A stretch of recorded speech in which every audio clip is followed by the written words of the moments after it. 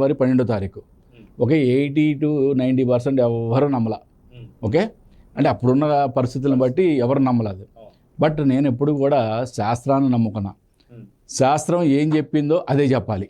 Okay, నేను కొన్ని ఛానల్లో చేసినప్పుడు ఒక అంటే ఎలక్షన్కి 2 months బిఫోర్ నుంచి కూడా సార్ రాజకీయ విశ్లేషణలు వద్దు, రాజకీయ విశ్లేషణలు మేము చేయట్లేదు అని చెప్పడం మొదలెట్టినప్పుడు నాకు అనిపించింది, సరే నిజంగా చేయట్లేదేమో రాజకీయ విశ్లేషణలు, ఎందుకు కాంట్రవర్సీస్ అని చెప్పి చేయట్లేదేమో అనుకున్నా. కానీ అదే ఛానల్లో వేరే రాజకీయ విశ్లేషణలు వస్తున్నాయి.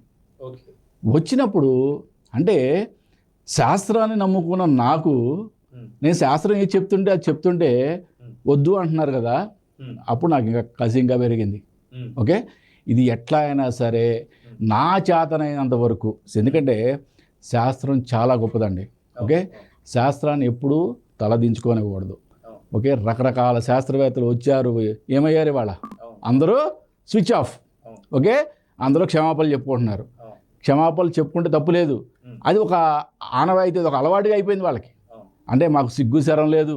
ఓకే, మేము ఎట్లా పోయినా పర్లేదు, మాకు నెగిటివ్గా వచ్చినా సరే ఫేమ్ కావాలంతే అని అనుకుంటున్నారు, అట్లా చేస్తున్నారు.